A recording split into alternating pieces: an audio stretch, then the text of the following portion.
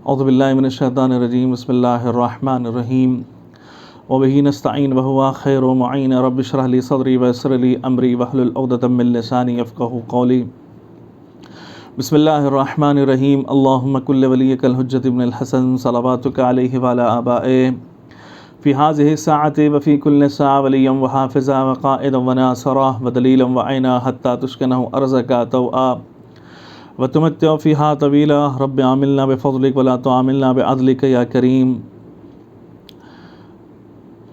ناظرین کرام، السلام علیکم ورحمۃ اللہ وبرکاتہ۔ چونکہ یہ ایام ازاں ہیں، امیر المومنین علی ابن ابی طالب علیہ الصلوۃ والسلام کی شہادت سے منسوب ہیں، تو ہم آپ کی خدمت میں جو امام امیر المومنین علی ابن ابی طالب علیہ السلام نے امام حسن اور امام حسین علیہ الصلوۃ والسلام کے لیے وصیت بیان کی ہے، وہ آپ کی خدمت میں ہم پیش کرنا چاہیں گے۔ یہ وصیت نہج البلاغہ میں موجود ہے کہ امام امیر المومنین علی ابن ابی طالب علیہ الصلوۃ والسلام فرماتے اوصیکما بتقوی اللہ، میں تم دونوں کو وصیت کرتا ہوں کہ تقوی الہی اختیار کیے رہنا۔ وَأَن لَا تَبْغِيَا الدُّنْيَا وَإِن بَغَتْكُمَا، خبردار دنیا لاکھ تمہیں چاہے اس سے دل نہ لگانا۔ وَلَا تَأْسَفْ عَلَى شَيْءٍ مِّنْهَا ذَوِي عَنْكُمَا، اور نہ اس کی کسی شے پر محروم ہو جانے پر افسوس کرنا۔ قولاً بالحق وعملاً للأجر، ہمیشہ حرف حق کہنا اور ہمیشہ آخرت کے لیے عمل کرنا۔ وَكَوْنَ لِلظَّالِمِ خَصْمًا وَلِلْمَظْلُومِ عَوْنًا، کہ ظالم کے لیے، اور دیکھو کہ ظالم کے دشمن رہنا اور مظلوم کے مددگار رہنا۔ تو ناظرین کرام، آپ نے غور کیا کہ امام علی ابن ابی طالب علیہ الصلوۃ والسلام ان اماموں کو وصیت کر رہے ہیں جو امام علم لدنی کے مالک ہے، لیکن یہ وصیت کرنا در حقیقت امام حسن اور امام حسین علیہ الصلوۃ والسلام کے لیے نہیں ہے، بلکہ آگے کا جملہ ارشاد ہو رہا ہے اوصیکما بجمیع ولدی واہلی ومن بلغ کتابی، کہ تمہارے لیے بھی وصیت ہے اور سارے میرے گھر والوں کے لیے وصیت ہے، اور جہاں تک میرا پیغام پہنچے ان لوگوں کے لیے وصیت ہے کہ بتقوی اللہ، اللہ کا خوف ہمارے اپنے دل میں سجائے رکھنا، اپنے دل میں بٹھائے رکھنا۔ وَنَظْمَ أَمْرَكُمْ، اپنے امور کو نظم کرنا، اپنے امور کو منظم رکھے رہنا۔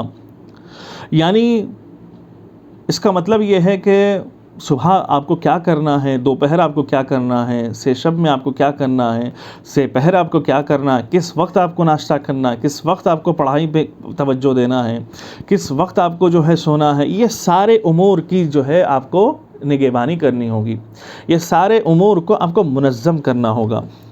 وَصَلَاحَ ذَاتِ بَيْنِكُمْ، اپنے درمیان تعلقات کو سدھارے رکھیں، اپنے درمیان تعلقات کو بحال رکھنا چاہیے، کہیں ایسا نہ ہو کہ جو ہے نا کسی سے آپ دشمنی خرید لیں، کسی سے آپ جو ہے دوستی، اور کسی سے جو ہے آپ نے پریشانی خرید لی۔ فَإِنِّي سَمِعْتُ جَدَّكُمَا يَقُولُ صَلَاحَ ذَاتَ بَيْنِ الْأَفْضَلِ مِنْ عَامَّةِ الصَّلَاةِ وَالصِّيَامِ، کہ میں نے تمہارے رسول خدا سے سنا ہے کہ آپس کے معاملات کو سلجھائے رکھنا عام نماز اور روزے سے بھی بہتر ہے۔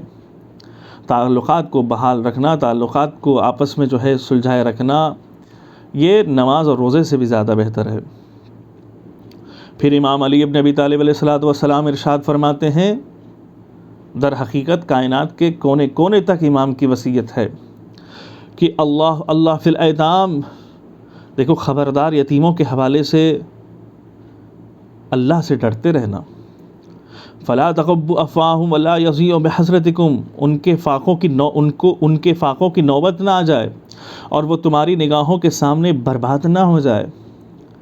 آپ موجود ہے اور یتیم فاقے کر رہے ہیں، پروردگار آپ سے جو ہے امتحان لے گا اور آپ سے سوال کرے گا کہ جب یتیم مر رہے تھے تم کیا کر رہے تھے، یتیم پریشان حال تھے تو تمہارے ساتھ کیا ہو رہا تھا، ہم نے تو تمہیں دولت سے نوازا تھا، ہم نے تو تمہیں عزت سے نوازا تھا، تمہاری ذمہ داری کیا تھی۔ پروردگار جو ہے اس انسان سے سوال کرے گا جو انسان یتیموں کے قریب رہتا ہے۔ اور وہ تمہاری نگاہوں کے سامنے برباد نہ ہو جائے. یعنی وہ یتیم جو ہماری نگاہوں کے سامنے برباد ہو رہے ہیں تو ہمیں ہاتھ پہ ہاتھ رکھ کے دیکھنا ضروری نہیں ہے، بلکہ ان کے لیے جو ہے ان کی زندگی کے خاطر جو بھی ضرورت کی اشیاء ہیں انہیں فراہم کرنا ہے، جو بھی ان کی ضروریات ہیں انہیں فراہم کرنا ہے. تو امیر المومنین علی ابن ابی طالب پہلے یتیموں کے حوالے سے باخبر کر رہے ہیں کہ دیکھو یتیموں کے حوالے سے اللہ سے ڈرتے رہنا. واللہ فی جیرانکم، اور اس کے دوسرا مسئلے میں مولا فرماتے ہیں کہ ہمسائے کے حوالے سے بھی اللہ سے ڈرتے رہنا. فإنہ وصیۃ نبیکم ما زال یوصی بہم حتی ظننا انہ سیورثوہم. برابر وصیت فرماتے تھے رسول خدا، برابر وصیت فرماتے تھے کہ یہاں تک کہ اپنے پڑوسیوں کے خیال کے حوالے سے برابر وصیت فرماتے تھے، یہاں تک کہ ہم نے خیال کیا کہ آپ ان پڑوسیوں کا ہمارا وارث بنانے والے ہیں.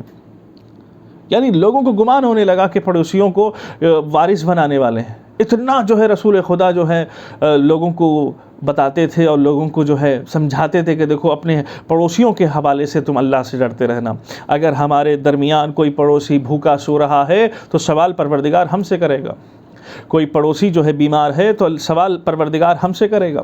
کوئی پڑوسی جو ہے پریشان حال ہے تو سوال ہم سے کرے گا. ہمارے گھر میں کھانا بن گیا ہے اور اس کے گھر میں کھانا نہیں ہے اور ہمارے یہاں کا کھانا بھی پھینکا گیا ہے اور وہ بھوکا سو گیا ہے، تو اس ایک رات کا جواب دیتے دیتے کئی ہزار دن گزر جائیں گے لیکن جواب ہم دے نہیں پائیں گے.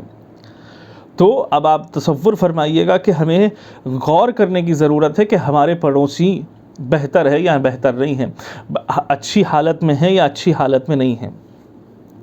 پھر اس کے بعد مولا جو ہے باخبر کر رہے قرآن کے حوالے سے. واللہ اللہ فی القرآن لا یسبقکم بالعمل بہ غیرکم. دیکھو قرآن کے حوالے سے باخبر رہنا، اس لیے کہ کہیں ایسا نہ ہو کہ اس پر عمل کرنے والے جو تم سے جو ہے آگے نہ نکل جائیں. تمہیں سبقت کرنا ہے قرآن پر عمل کرنے کے حوالے سے. اب ایسا مسئلہ ہے کہ جو ہے قرآن ہمارے سامنے ہے اور ہمارے یہاں تند ہے اور ہمارے یہاں جو ہے حوصلہ نہیں ہے اور ہمارے یہاں جو ہے پریشانیاں ہیں اور ہم جو ہے قرآن پر عمل نہیں کر رہے ہیں اور دوسرے عمل کر کے آگے بڑھ رہے ہیں.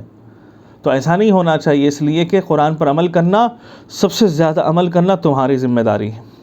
واللہ فی الصلاۃ فإنہا عمود دینکم، کہ دیکھو نماز سے بھی باخبر رہنا، نماز سے بھی اللہ سے ڈرتے رہنا، اس لیے کہ پروردگار نماز کو جو ہے تمہارے دین کا ستون بنایا ہے. یہ نماز ایک ایسی عبادت ہے کہ جو پروردگار عالم نے آنکھوں کی ٹھنڈک بنایا. نماز کو پروردگار عالم نے کسب معاش کا جو ہے ذریعہ بنایا. پروردگار عالم نے نماز کو جو ہے قرب الہی کا ذریعہ بنایا ہے. پروردگار عالم نے اس نماز کو جو ہے حقیقت میں اہل بیت علیہ الصلاۃ والسلام سے توسل کرنے کا ذریعہ بنایا. اگر آپ نے صبح کی نماز پڑھی ہے تو گویا کہ آپ کے گناہ معاف ہو گئے. پھر ظہرین کی نماز پڑھی ہے تو فجر سے لے کر ظہرین تک کی آپ کی حفاظت نماز کرتی ہیں. پھر آپ نے ظہرین کی نماز پڑھنے کے بعد گھر چلے گئے اور مغربین کی نماز کے لیے آئے تو ظہرین کی اور مغربین کے درمیان ظہرین کی نماز آپ کی حفاظت کرے گی. پھر مغربین کی نماز آپ نے ادا کی ہے، مغربین کی نماز صبح کی فجر کی نماز تک جو ہے یہ آپ کی حفاظت کرے گی. کبھی اور بعض اوقات اہل بیت علیہ الصلاۃ والسلام کے اقوال میں بھی یہ ہے کہ جس نے لیس من شیعتنا، کہ وہ ہمارا شیعہ ہی نہیں ہے جو نماز کو جو ہے ہلکا سمجھتا ہے. نماز ایک رکن ہے، نماز ایک عمود ہے، نماز ایک ستون ہے جس کا انکار کرنے والا دائرہ اسلام سے خارج ہو جاتا ہے، جس کا انکار کرنے والا جو ہے عالم اسلام سے نکل جاتا ہے. اس لیے کہ نماز کو بچانے کے لیے نماز کو بچایا گیا ہے. اہل بیت نے بھی بھوک و پیاس کی حالت میں بھی نماز کو جو ہے اہل بیت نے نہیں چھوڑا. تو اہل بیت بھی اپنے شیعوں کو نماز کی حالت میں دیکھنا چاہتے ہیں.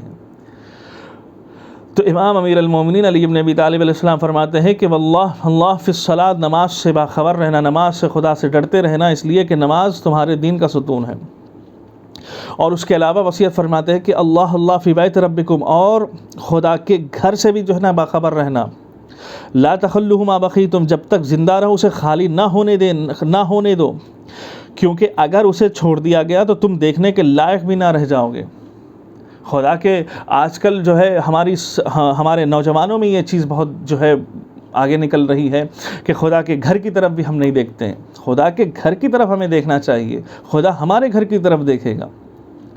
یہ اگر ہم امام فرماتے ہیں کہ جب تک زندہ رہو اسے خالی نہ ہونے دو. اگر ایسے چھوڑ دیا گیا تو تم دیکھنے کے لائق بھی نہ رہ جاؤ گے۔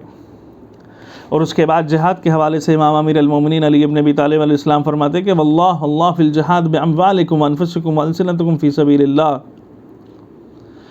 جہاد کے حوالے سے بھی، اپنے اموال کے حوالے سے، اپنے نفوس کے حوالے سے، اپنی زبانوں کے حوالے سے اللہ کی راہ میں لگا دینا، یعنی اللہ کی راہ میں جہاد اموال کے ذریعے سے بھی کرنا، اپنے نفس کے ذریعے سے بھی کرنا، اپنی زبان کے ذریعے سے بھی کرنا۔